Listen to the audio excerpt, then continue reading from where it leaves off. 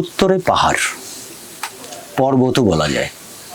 সেই পর্বত থেকে নেমে আসা নদী, যেখানে এসে ঠাঁই গেড়েছে বিশাল বিশাল নদীর পানি, যেখানে এসে বিরাট একটা জায়গা করে নিয়েছে, সেই জায়গাটার নামই হাওর। এই হাওরকে ঘিরে যেসব জনপদ গড়ে উঠেছে প্রাচীন কাল থেকে, সেই সব জনপদের মানুষের বিনোদনের, জীবনযাপনের এবং জীবন দর্শনের একটা অনিবার্য অনুষঙ্গ হাওর অঞ্চলের গান।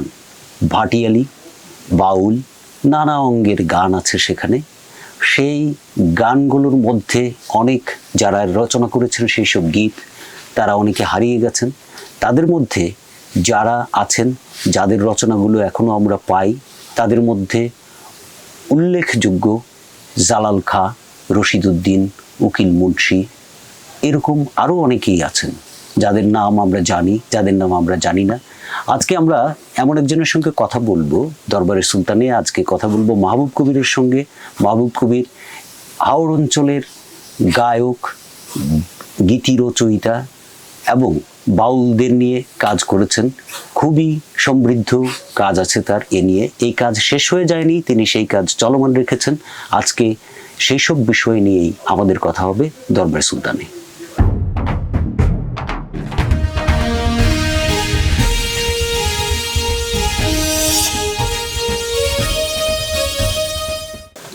মাহবুব ভাই, আপনি তো বেশ কিছুদিন গানগুলো নিয়ে, মানে হাওর অঞ্চলের যে যারা গান রচয়িতা তাদের নিয়ে গবেষণা করেছেন। তো তাদের যে কাজ, সেই কাজ আপনাকে কিভাবে সমৃদ্ধ করেছে, আমরা প্রথমেই সেই জিনিসটা জানতে চাইব। বা আপনি কেন আগ্রহী হয়ে উঠলেন এই কাজগুলো করার জন্য? আমি কবিতা লেখার শুরুতেই আমার এই গান, বাউল গান, লোকগান, এই জিনিসটা আমাকে টেনেছিল। ভেতরে আমি টের পেতাম। আর ওই এলাকা প্রচুর ভ্রমণ করার ফলে আমি আরও আকৃষ্ট হয়েছিলাম। নদীবর্তী জলের, হাওরের যে জলজ জীবন, প্রকৃতির বিচিত্র ব্যাপার, এগুলো আমাকে টেনেছিল। তো সেই সব এলাকায় ঘোরাঘুরির মধ্যে আমি প্রচুর গান শুনতে পেতাম। আর গ্রামে আমি যদ্দূর জানি এখনো কিন্তু প্রচুর বাউল গানের আসর হয়। এগুলো আমরা ঢাকা শহরে থেকে টের পাই না। মিডিয়াগুলোর মধ্যে এইসব খবরাখবর আসে না। প্রচুর গান হয়, অনুষ্ঠানাদি হয়। তো আমার কৈশোরে তো প্রচুর, শহরের মধ্যেই প্রচুর বাউল গান, মালজোড়া বাউল গান এইসব শুনতাম। কবি গানও ছিল তখন। হ্যাঁ, রাতব্যাপী হতো। হ্যাঁ, এখনো শহরে হয় কিনা, জেলা শহরে হয় কিনা জানি না, তবে প্রচুর এই বাউল গান এসব শোনার ফলে আমার কবিতার মধ্যে ওই জিনিসটা প্রচ্ছন্নভাবে আছে। তো ওই জায়গা থেকে আমি একটা সময় দেখলাম যে উকিল মুন্সি, জালাল খাঁ, রশিদ উদ্দিন, এই তিনজন মহাজন, তাদের মধ্যে ধরেন যে জালাল খাঁর গানের সংকলন পাওয়া যায়, বইপত্র পাওয়া যায়। যতীন সরকার একটা সম্পাদনা করেছেন, জালাল গীতি সমগ্র। হ্যাঁ, খুব ভালো এটা। হ্যাঁ, আর রশিদ উদ্দিন আর উকিল মুন্সির গানের কোনো সংকলন নেই, বইপত্র নেই। ফলে আমি আমার এক ধরনের ভেতরে কাজ করছিল যে এদের গানগুলো সংগ্রহ করে যদি কিছু করা যায়, হ্যাঁ, সংগ্রহ করে যদি একটা সংকলন করা যায়। হ্যাঁ, তো সেই তাড়না থেকে আমি উকিল মুন্সির গান, ওই অঞ্চলে তো ছড়ায় ছিটায় আছে না, সেই ইয়া থেকে আমি উকিল মুন্সির গান সংগ্রহ করার কাজে লেগেছিলাম। সেটা 10-11 সালের দিকে, 2010-11 সালের দিকে। তারপর 2-3 বছর কাজ করে একটা সেই সংকলনটা করেছিলাম। উকিল মুন্সির গান নামে একটি বই আছে, সংকলন আছে, হ্যাঁ, বাজারে। এটা ঐতিহ্য করেছিল, হ্যাঁ, বইটা এখনো আছে, বাজারে পাওয়া যায়। তো আর রশিদউদ্দিনের চিন্তা আমি করেছিলাম যে তার গানগুলো সংগ্রহ করে সব ছড়ায় ছিটায় যে জায়গায় আছে সব এক করে একটা করব, কিন্তু সেটা আর কাজটা এগোয়নি। আচ্ছা, কেন কেন সেটা এগুলো না? রশিদউদ্দিনের গানের ধরেন যে তার এক ছেলে, ছোট ছেলে এখনো জীবিত, কালামিয়া নাম। তো তার তার যে কথাবার্তা, সে বলল যে তার বাবার একটা বই বেরিয়েছিল, সেটা 30-এর দশকে। হ্যাঁ, তারপর আমাদের অঞ্চলে যারা বাউল গান, লোকগান এসব নিয়ে গবেষণা করেছেন, তাদের লেখালেখির মধ্যেও পেয়েছি আমি তার একটা বই ছিল। এই বইটার হদিস কোথাও পাওয়া যায় না। হ্যাঁ, যে এই একটা বড় ধরনের একটা বই, পুরো একটা বইয়ের কোনো গান নেই। হ্যাঁ, তো এই জিনিসটা আমাকে সবচেয়ে বেশি ব্যাক পেতে হয়েছে এই জায়গায়। আমি অনেক খোঁজাখুঁজি করেছি, হ্যাঁ, এই বইটা যাতে উদ্ধার করা যায়। আমি কোথাও পাইনি। এইটা যদি আমি পাই তাহলে রশিদউদ্দিনের সংকলনটাও করে ফেলা যাবে, বা গানের যে সংগ্রহটা সেটা তৈরি করে ফেলা যাবে। হ্যাঁ, সেই। আর এইরকম আরো কি কোনো পরিকল্পনা আছে অন্যান্যদের গান নিয়ে? যেমন আমি একজনের কথা বলি, সেটা হচ্ছে যে রশিদউদ্দিন, জালাল খাঁ বা উকিল মুন্সি, তাদেরও অনেক আগের শিল্পী। তিনি শোলা গাইন, হ্যাঁ, শোলা গাইন যতদূর জানা যায় সেটা নেত্রকোনা অঞ্চলেরই কোনো একজন বাউল, এবং সেটা হয়তো অনেক বছর আগের, যেটা বলা যায় যে শোলা গাইন নাকি তখনকার সময় প্রায় 200 বছর আগে, 200 বছর আগে বলতে যে 200 বছরই আগে এরকম না, হয়তো 300 হতে পারে সেটা, তো আমি ঠিক তারিখটা ভুলে গেছি। মহিলা যিনি গান গাইতেন আসর করে, তিনি তখনকার মূল্যে 18 টাকা নিতেন। হ্যাঁ, সেটা কিন্তু অনেক টাকা ছিল তখন আর কি, ওই হিসেবে একটা আসরে গাওয়ার জন্য। তো এরকমের আরো অনেকেই আছে। আমরা দেখব যে যদি সিলেট অঞ্চলের দিকে যাই, হাওড় যেহেতু নেত্রকোনা একটা দিক আছে, কিশোরগঞ্জ আছে, তারপরে হবিগঞ্জ আছে, মৌলভীবাজার, সিলেট, সুনামগঞ্জ, এরকম প্রায় 6টা জেলাকে কেন্দ্র করে বা 6টা জেলা ঘিরে আছে হাওড়কে, এরকম তো সেই জায়গায় আমরা দেখবো যে রামকানাই দাস, আমাদের যে লোক গায়ক এবং লোক গবেষক বলা যেতে পারে লোকগানের, ওনার যে কথাবার্তা বা ওনার যে লেখালেখি, সেখানে আমরা দেখব যে একটা অনেক অজানা বাউলের নাম তিনি বলছেন, অনেক অজানা শিল্পীর গানের ধরনটা তিনি উপস্থাপন করছেন, গানের কথাগুলো উপস্থাপন করছেন। এবং ওনার, আপনি জানেন যে উনি এবং তার যে বোন, হ্যাঁ, দুইজনই কিন্তু এই লোক অঙ্গের যে গান আছে সেগুলোর জন্য সম্মানিত হয়েছেন। আমাদের যে বড় পুরস্কারগুলো আছে, জাতীয় পুরস্কারগুলো আছে, সেগুলোতে সম্মানিত হয়েছেন। আপনার কাদেরকে মনে হয়েছে যে এরকম আমরা জানিই না, যাদেরকে খুঁজেই পাওয়া যায় নাই, এরকম কাদের কথা মনে হয়েছে যে এদেরকে নিয়ে আমার কাজ করার দরকার? এরকম কে কে আছে? আমরা অন্তত নামটা শুনলেও একটু সান্ত্বনা পাই যে আমরা এই জিনিসগুলো হারিয়ে ফেলেছি, এরকম কারা? শোলা গাইনের নাম আমি শুনেছি, হ্যাঁ, তার সম্পর্কে কথাবার্তা শুনেছি, কিন্তু তাকে নিয়ে কাজ করার আমার, হ্যাঁ, যে রসদগুলো দরকার, হ্যাঁ, সেই রসদগুলো তো নাই, পাওয়া যায় না। হ্যাঁ, তো সেটা আরো আছে দিন শরৎ। হ্যাঁ, দিন শরৎ তো এমনিতে কিছু গানের জন্য খুবই আমরা নাম শুনি, কিন্তু সেটা খুবই সীমিত, দুই একটা গানের কথা পাই। তো দিন শরতের বই পাওয়া যায়, সংকলন হয়েছে।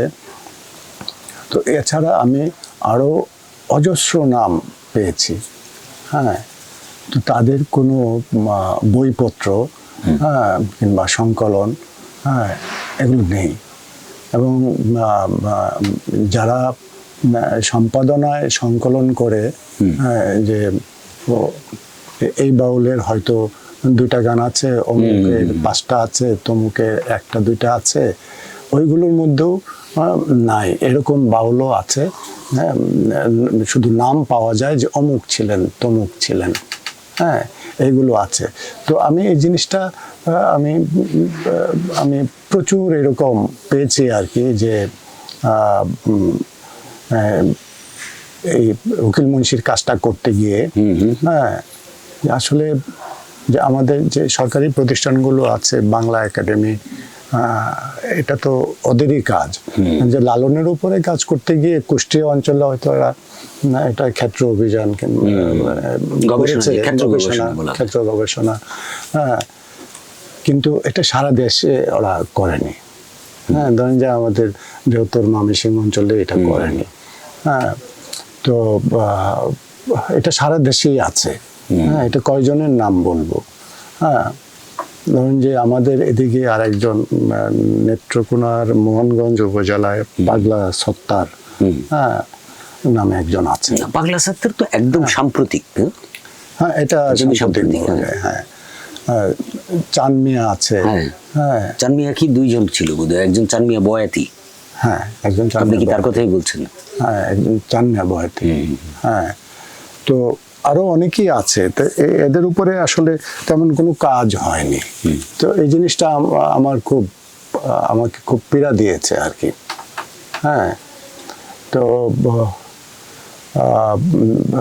ওই এলাকার মদন উপজেলা, কেন্দ্র উপজেলা, মোহনগঞ্জ উপজেলা, তো ওই কাজটা করতে গিয়ে ওখানে এইসব এলাকার বেশ অনেকের সঙ্গে কথাবার্তা হয়েছে আমার। হ্যাঁ, তারা আমাকে সহযোগিতা করতে চেয়েছেন, যে সামনে যদি আমি যাই বা কাজ করতে চাই, সহযোগিতা করবে। হ্যাঁ, এই কিন্তু ধরেন যে আমার ব্যক্তিগতভাবে তো সব কাজ করা যায় না। হ্যাঁ, একটা গবেষণার কাজ করতে গেলে অনেক সময়ের প্রয়োজন হয়। হ্যাঁ, হ্যাঁ, তো এইভাবে তো করা যায় না। সরকারি প্রতিষ্ঠান, বড় প্রতিষ্ঠান হলে ওরা। হ্যাঁ, আপনি যে পাণ্ডুলিপি গুলো করেছেন, যেমন উকিল মুন্সির গান নিয়ে যেটা করেছেন, এইগুলো করতে গিয়ে আপনার অভিজ্ঞতা কেমন? বিশেষ করে পাণ্ডুলিপি সংগ্রহের অভিজ্ঞতা, অর্থাৎ গান সংগ্রহের অভিজ্ঞতাটা কেমন? যেমন দেখা গেল যে আপনি গানগুলো সংগ্রহ করতে যাচ্ছেন, একই সঙ্গে বিশেষ করে লোকগানের ক্ষেত্রে যেটা হয় যে 2 রকম বা 3 রকম সংস্করণ আপনি পাচ্ছেন, 2-3টা ভার্সন আপনি পাচ্ছেন।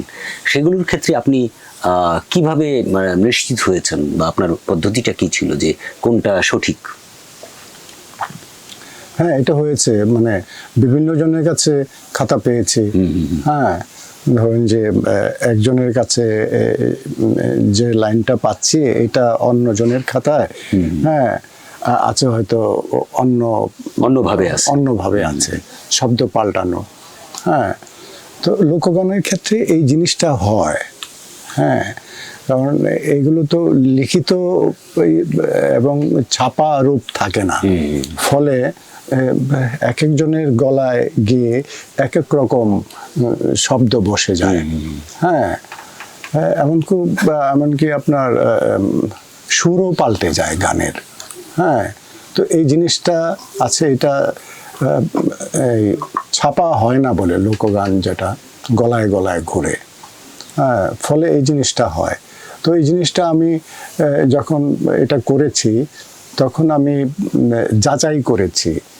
হ্যাঁ, এইভাবে যাচাই করেছি। আমি বাউলদের সঙ্গে, হ্যাঁ, দিনের পর দিন কয়েক বছর কাজ করেছিলাম। হ্যাঁ, যে বাউল শিল্পীরা আছেন এখনো গ্রামে গঞ্জে গান করেন, হ্যাঁ, তো তাদের সঙ্গে আমি বসেছি, তাদের সঙ্গে মিলিয়ে দেখেছি। আর সবচেয়ে পুরনো খাতাটা আমার, যে ডায়েরিটা, যে খাতাগুলো সবচেয়ে পুরনো, হ্যাঁ, সেগুলোকে আমি গুরুত্ব দিয়েছি, প্রাধান্য দিয়েছেন।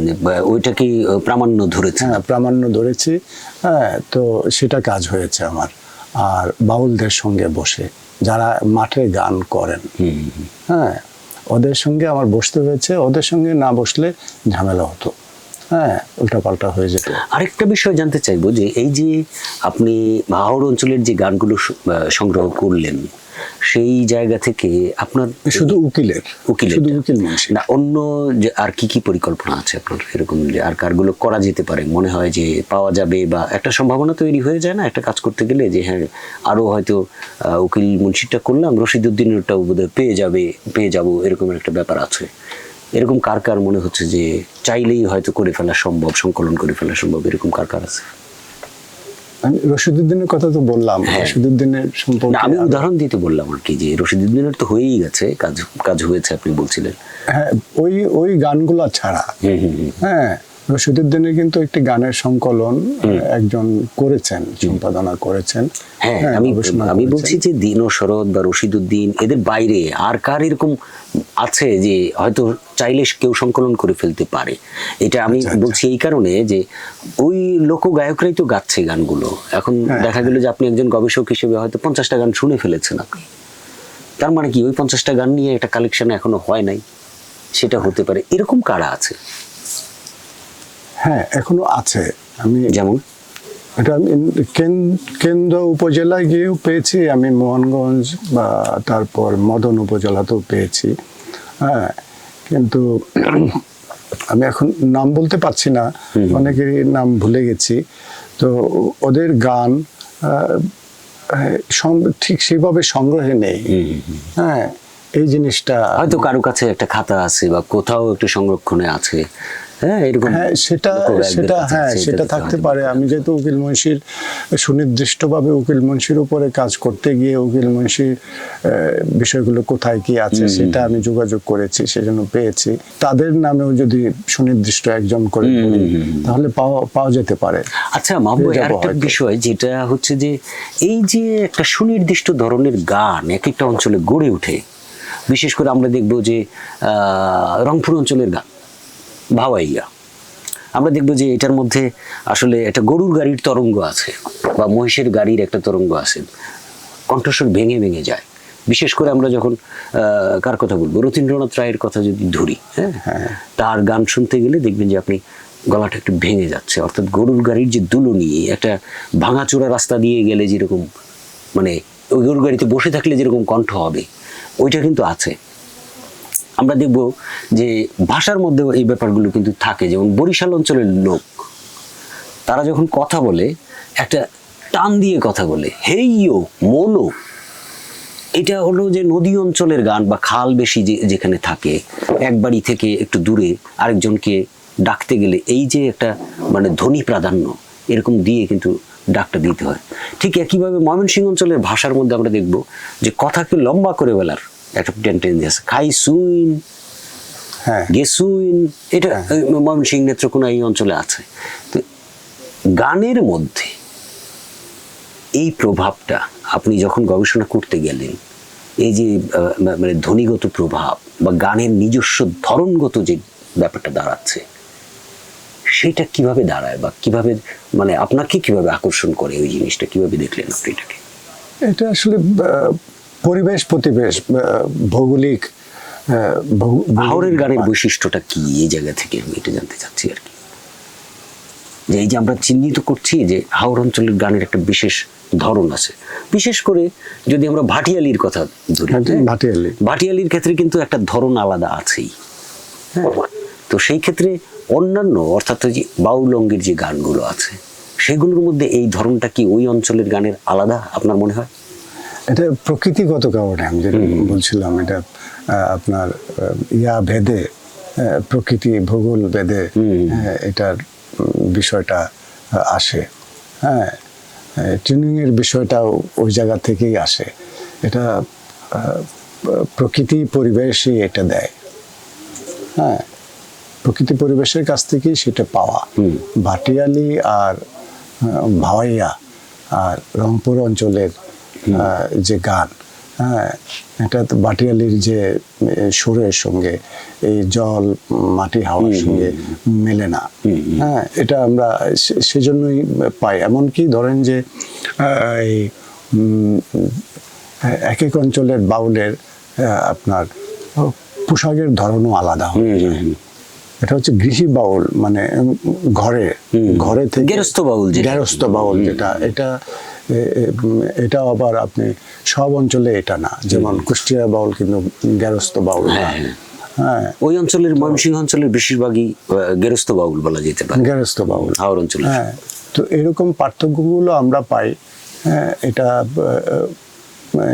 স্থান ভেদে হ্যাঁ ভিন্নতা আমরা লক্ষ্য করি আর কি। আর সুরও সেই প্রকৃতির সঙ্গে মিলিয়েই আসে। হ্যাঁ, প্রকৃতি সন্তান আমরা, প্রকৃতির কাছ থেকেই আমরা এই জিনিসটা পাই, আমার এটা মনে হয়েছে। এটা সম্পর্কে আমি ভূমিকা। আর অনুষঙ্গের কথা কি বলবেন আপনি? বিশেষ করে ধরেন যে অন্য অঞ্চলের যে গান, যেমন আমি কিভাবে বলবো যে ওই আবার ভাবে গান দিয়ে উদাহরণ দিই। হ্যাঁ, ধরেন মহিষের গাড়ির প্রসঙ্গ থাকে, হ্যাঁ, গামছার প্রসঙ্গ থাকে, তারপরে হলো হস্তির প্রসঙ্গ থাকে, গোয়ালপুরিয়া যেটা আর কি, হ্যাঁ, ভাওয়াইয়ার মতোই আরেকটা গান।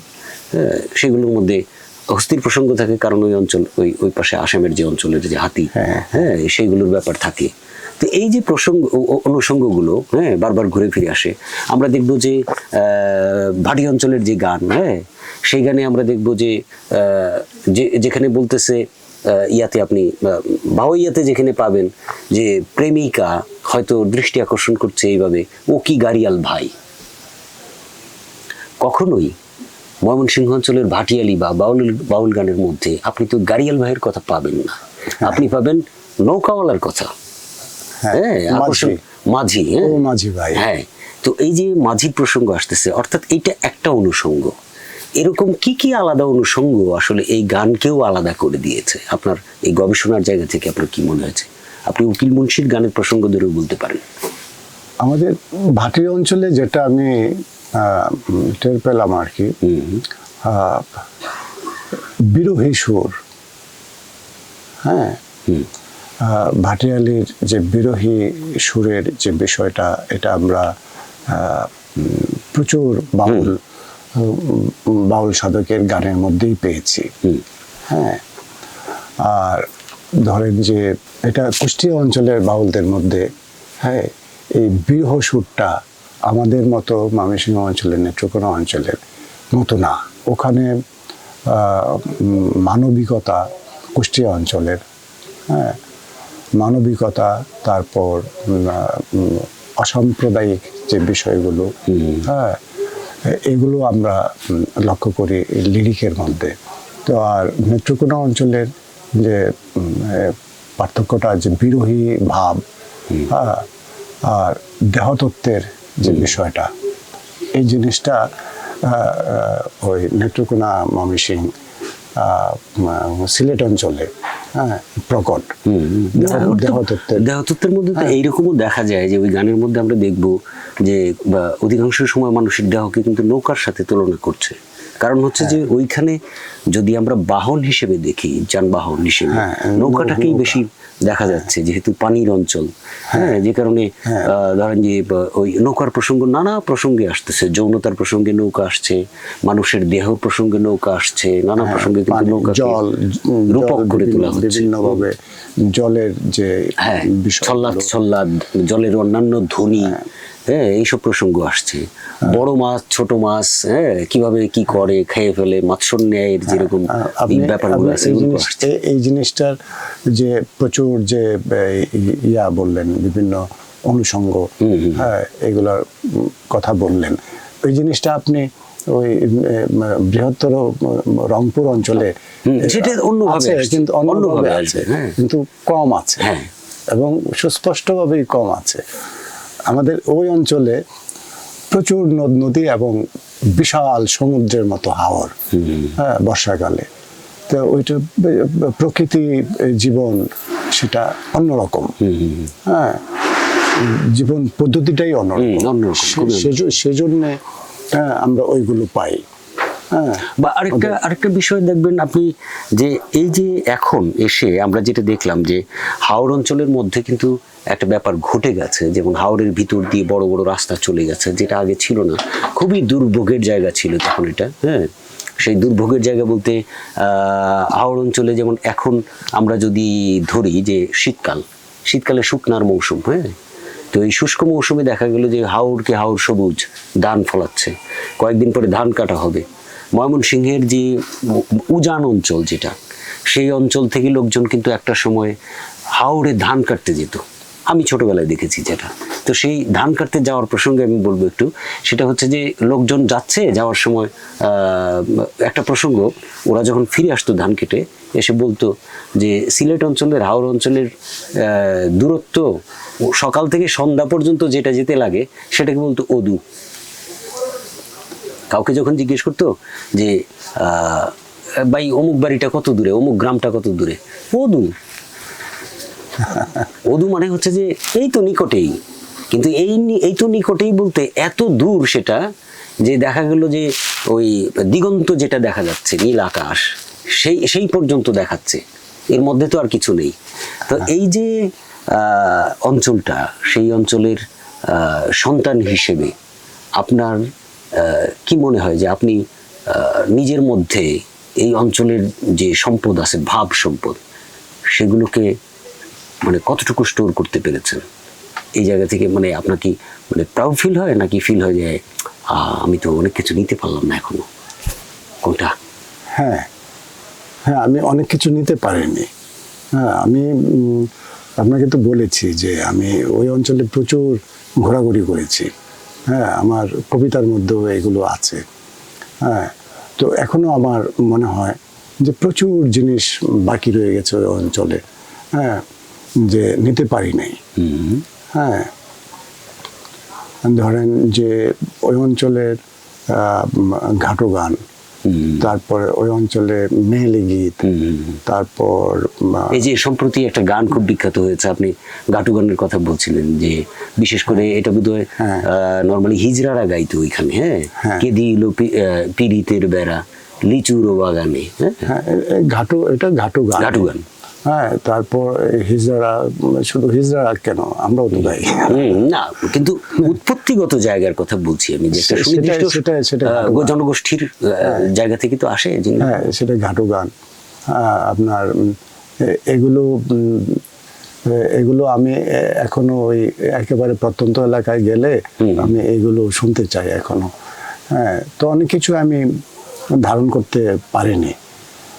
আর এখন যে অবস্থাটা, আমি যেটা বলছিলাম যে রাস্তাঘাট হয়ে যাওয়া, বড় বড় রাস্তা হয়ে যাওয়া, সেগুলো হয়ে যাওয়ার কারণে আপনার কি মনে হয় যে হাওরের, আমরা অনেককে পরিবেশবিদদেরকে বলতে শুনি যে হাওরের যে পরিবেশ এবং প্রতিবেশ, এই দুটোই হলো বিপন্ন হচ্ছে এইসব বড় রাস্তা, পানি আটকে ফেলা, এইসব কারণে।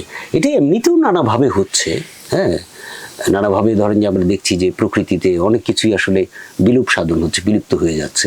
তো আপনার কি মনে হয় যে এই যে একটা নতুন উন্নয়নের জোয়ার, সেটা শুধু বাংলাদেশ না, সারা বিশ্বেই আমরা যেভাবে যেদিকে যাচ্ছি, এই ফর্মগুলো একসময় আমরা আর পাবো না, হারিয়ে যাবে, এরকম কি মনে হয় কিনা? নাকি এগুলো কোনো না কোনো ভাবে মানুষের মধ্যে বেঁচে থাকবে, মানুষ বাঁচিয়ে রাখবে? আপনার কোনটা মনে হয়? এই জিনিসটা আমার, আমি যখন গেলাম, হ্যাঁ, এই সম্প্রতি গিয়েছিলাম আমি, তো এটা তো পত্রপত্রিকায় আমরা দেখেছি যে হাওরের মাঝখান দিয়ে রাস্তা চলে গেছে, পাকা রাস্তা। হ্যাঁ, ইয়ার সময় শীতকালে ভেসে ওঠে, আর বর্ষার সময় ডুবে যায়। তো আমি শীতকালে গিয়েছিলাম, তখন আমার এই জিনিসটা পত্রপত্রিকায় যেরকম পড়ে আমার মনে হয়েছে, ওরা তো বলেছে প্রকৃতি, জীববৈচিত্র্য একটু হুমকি আসতে পারে, অনেকেই আশঙ্কা প্রকাশ করেছে। তো এই জিনিসটা হতে পারে, হ্যাঁ, সমস্যা হতে পারে জীববৈচিত্র্যের, সেটা মনে হয়েছে। তো বর্ষার সময় গেলে আমি আর টের পেতাম আর কি, যে বর্ষার সময় অবস্থাটা কি, আমি এই শীতকালে দেখলাম। তো আরেকটা বিষয় হচ্ছে যে এই আমি ছোটবেলায় কিশোর বয়সে আগে যখন ঘোরাফেরা করতাম, তো নেত্রকোনা শহর থেকে যাত্রা শুরু করলে খালিয়াজুড়ি উপজেলা, একটা উপজেলা আছে খালিয়াজুড়ি উপজেলা, সেখানে যেতে আপনার 6টার সময় রওনা করলে খালিয়াজুড়ি উপজেলায় সন্ধ্যার সময় পৌঁছতে হতো। হ্যাঁ, এই ছিল আর কি অবস্থা।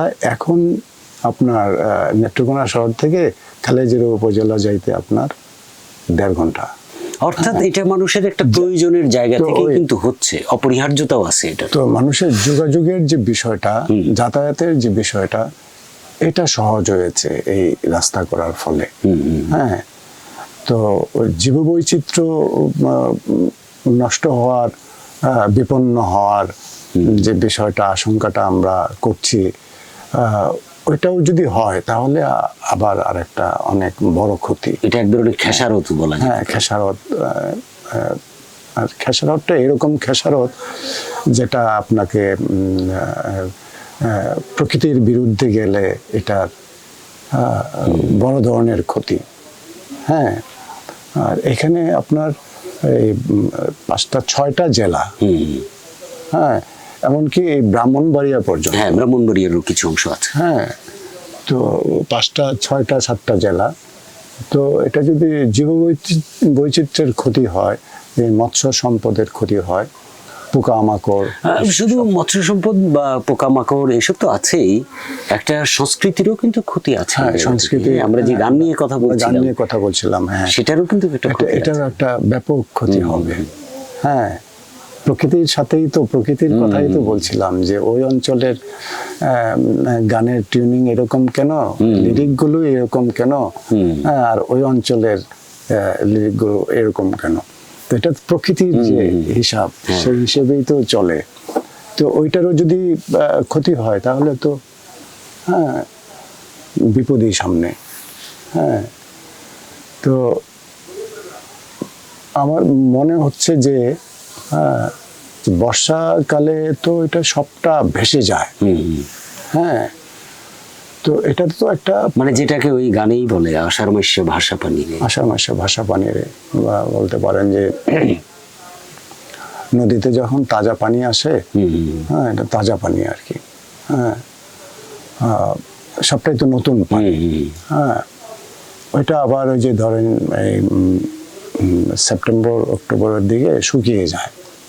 হ্যাঁ, তো ভাগাভাগি হয়ে যায়, তখন তো রাস্তা উঠে যায়। রাস্তায় উঠে যায়। হ্যাঁ, এরকমও হতে পারে যে আপনার যে একটা সময় পর্যন্ত গিয়ে, এই পর্যন্ত গিয়ে আবার সেটাও না, বর্ষার সময় ধরেন যে রাস্তাটার ওই পারে, হ্যাঁ, আর পলি মাটি যাবে না।